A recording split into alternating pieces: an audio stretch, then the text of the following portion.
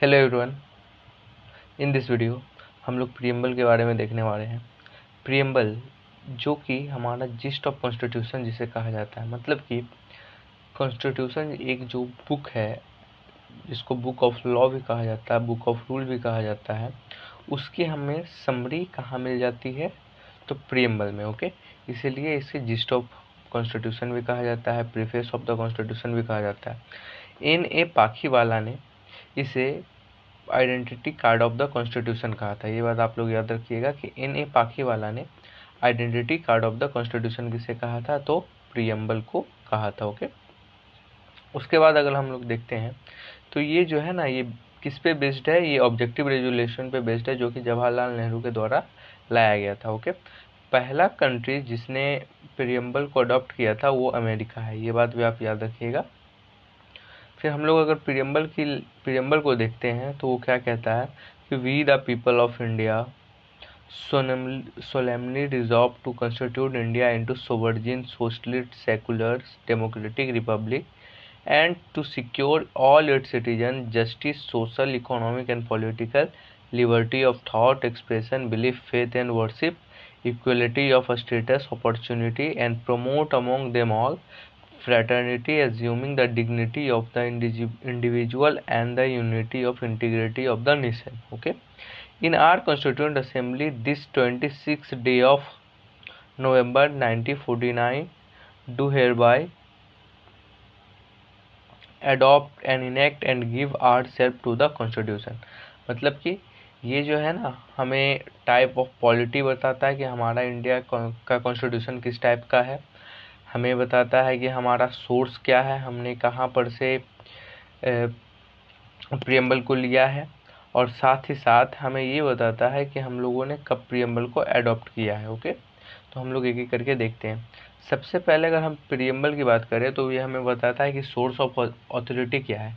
तो people of the India is the source of authority, मतलब कि हम लोग ने खुद के लिए प्रीएम्बल बनाया और खुद को ही दे दिया। ठीक है, जैसे कि हम लोगों ने यहाँ देखा ना कि do adopt and enact and give to our self. Okay, इसका मतलब कि हमने खुद को अपने आप को दे दिया। ओके, तो हम लोगों ने अपने लिए ही बनाया और हम लोग खुद को ही दे दिया। ओके, ये बात हम लोग याद रखते हैं कि सोर्स ऑफ अथॉरिटी क्या है? तो पीपल ऑफ इंडिया है, हम लोगों ने खुद बनाया और खुद को दे दिया। ओके, उसके बाद अगर हम लोग देखते हैं nature of the Indian state कैसा है, यानी कि हमारी किस टाइप की पॉलिटी है, तो ये एक सवर्जिन बॉडी है, ये एक सेकुलर है, सोशलिस्ट है, डेमोक्रेटिक है एंड रिपब्लिक है। ओके, अगर हम लोग हमारी प्रीएम्बल के ऑब्जेक्टिव्स की बात करें तो हम लोग को पता चल जाएगा कि ये justice, liberty, equality and fraternity की बात करता है।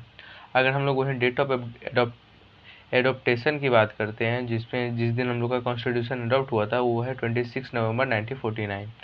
ठीक है, फिर अगर हम लोग देखते हैं एक एक करके तो सोवर्जिन का मतलब होता है कि इंडिपेंडेंट, एक इंडिपेंडेंट, ठीक है, जिसके ऊपर कोई भी रिस्ट्रिक्शन ना हो, एक कोई भी फ्री कंट्री हो जो अपना रूल एंड रेगुलेशन बना सके, जिस पे कोई भी कंट्री डिपेंड उसको ना करता हो। ठीक है, किसी के अंदर वो ना हो, वो अपना फ्री हो और फ्री कर सके, फ्री टू मैनेज अपना वो रूल एंड रेगुलेशन, वो अपने लिए खुद रूल बना सके, अपने कंट्री के लिए खुद रेगुलेशन बना सके, यानी कि फुल इंडिपेंडेंट।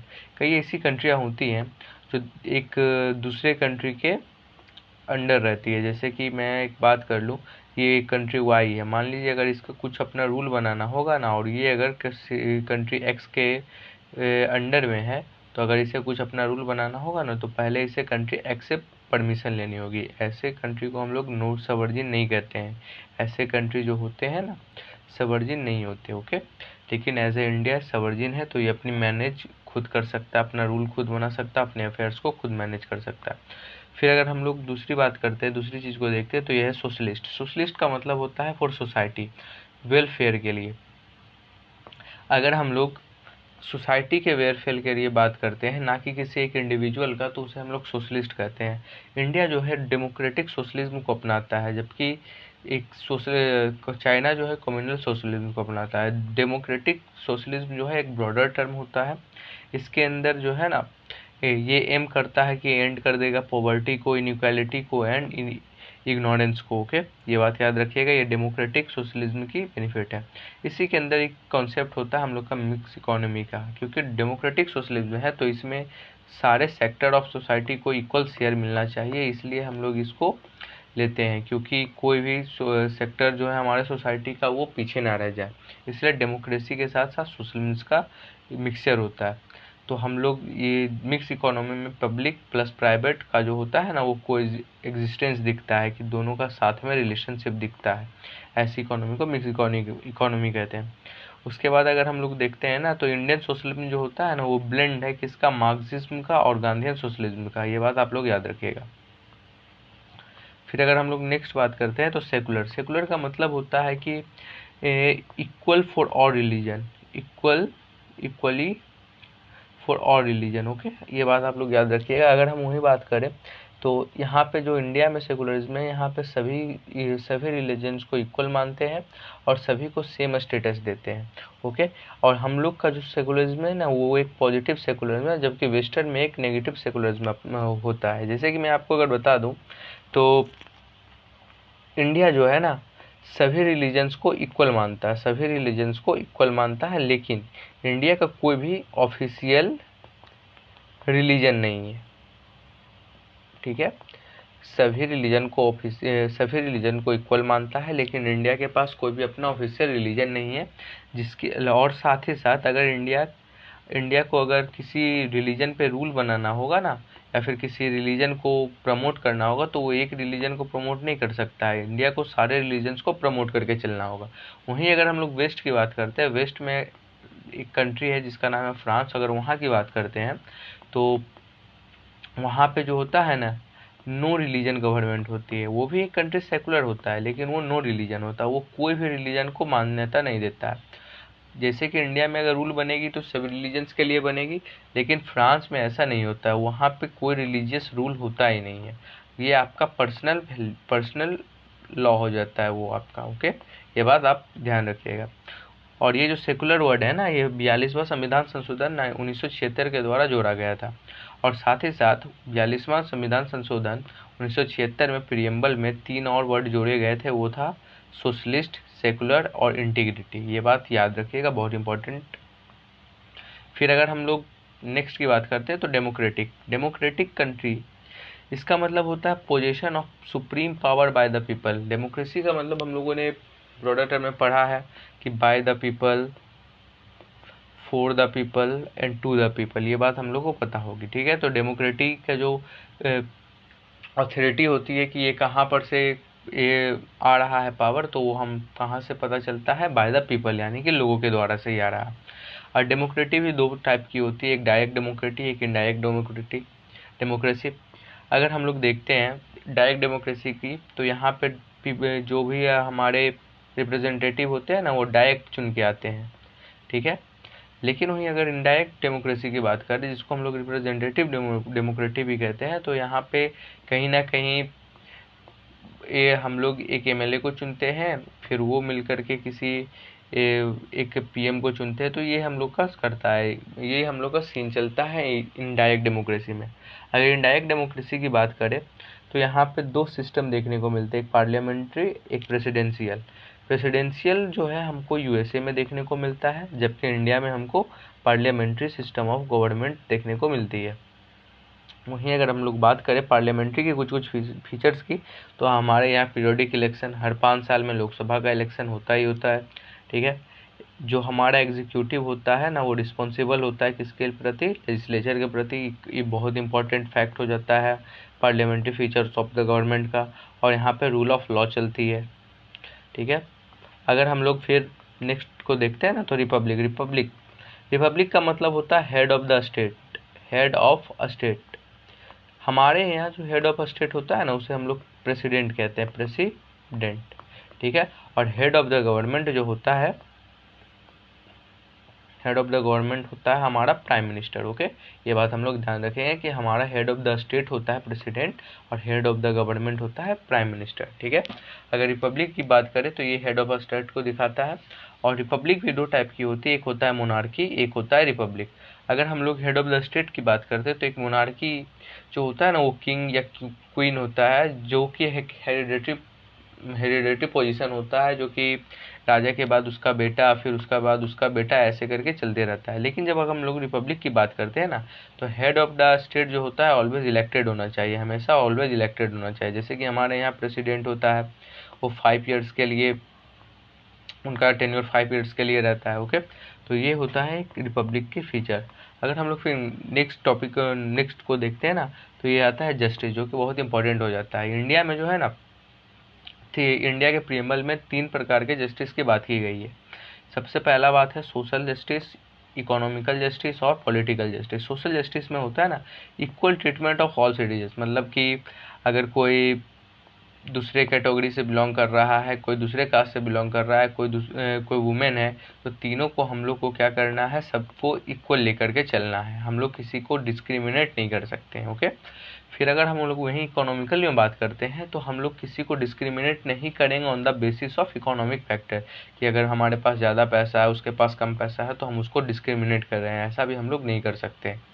ये हमारे कॉन्स्टिट्यूशन का अवहेलना करना होगा। ठीक है, उसके बाद हम लोग कहेंगे पॉलिटिकल जस्टिस के बारे में। इसमें इक्वल पॉलिटिकल राइट्स, अगर कोई मान लीजिए कोई डिफरेंट कास्ट से बिलोंग कर रहा है, कोई डिफरेंट कास्ट से, कोई मान लीजिए सुपीरियर कास्ट से है, कोई इन्फीरियर कास्ट से है, तो ऐसा नहीं होगा कि इसका वोट का वैल्यू कम होगा और इसका वोट का वैल्यू ज़्यादा होगा।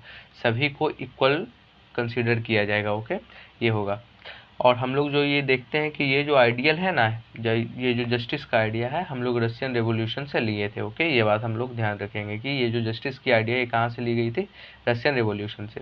और ये बात कि सोशल जस्टिस और इकोनॉमिकल जस्टिस को अगर हम लोग मिला देते हैं ना, तो इसको कौन सा जस्टिस कहते हैं, तो डिस्ट्रीब्यूटिव जस्टिस कहा जाता है।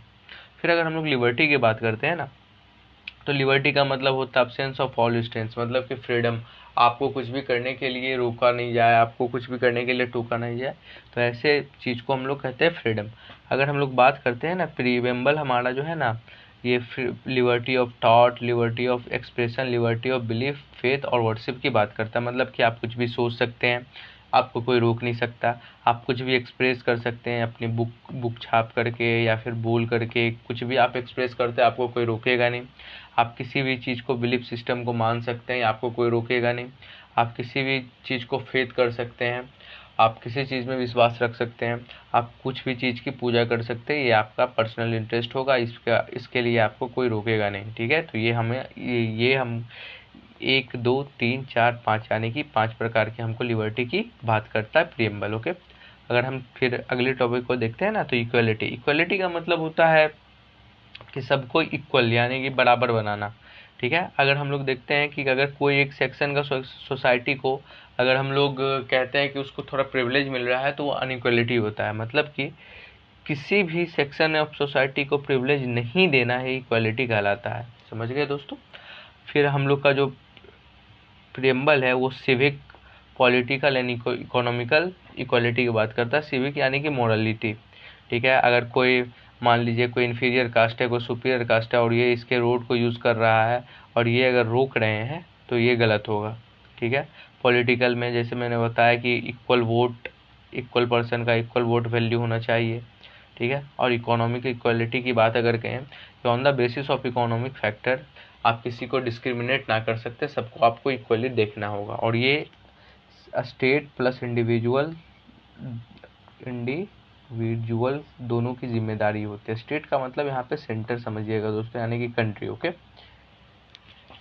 फिर अगर हम लोग नेक्स्ट की बात करते हैं, तो फ्रेटर्निटी का मतलब होता है सेंस ऑफ ब्रदरहुड, यानी कि भाईचारा बनाना। देखिए इंडिया जो है एक बहुत डाइवर्स कंट्री है। यहाँ पे कई रिलीजन्स हैं, यहाँ पे कई ट्राइब्स हैं, यहाँ पे कई ऐसे लोग हैं जिनका फेथ सिस्टम अलग होगा, कई ऐसे लोग हैं जिनका बिलीफ सिस्टम अलग है।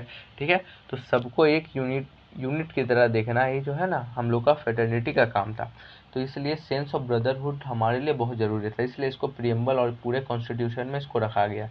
ये किस तरीके से रखा गया, तो सबसे पहले हम लोगों ने सिंगल सिटीजनशिप लगाई। ये नहीं कि हमारे पूरे कंट्री में 28 स्टेट्स है, तो 28 स्टेट के लिए अलग अलग सिटीजनशिप, जैसे कि अमेरिका में होता है, ऐसा हम लोगों ने नहीं किया। हम लोगों ने एक सिटीजनशिप बनाई, जिसके कारण कि हम पूरे कंट्री को एज अ वन देख सके। ओके, उसके बाद फिर हम लोग का कुछ फेटर्निटी का पार्ट डीपीएसपी में कवर होगा, जो कि हम लोग आने वाली वीडियोस में देख लेंगे।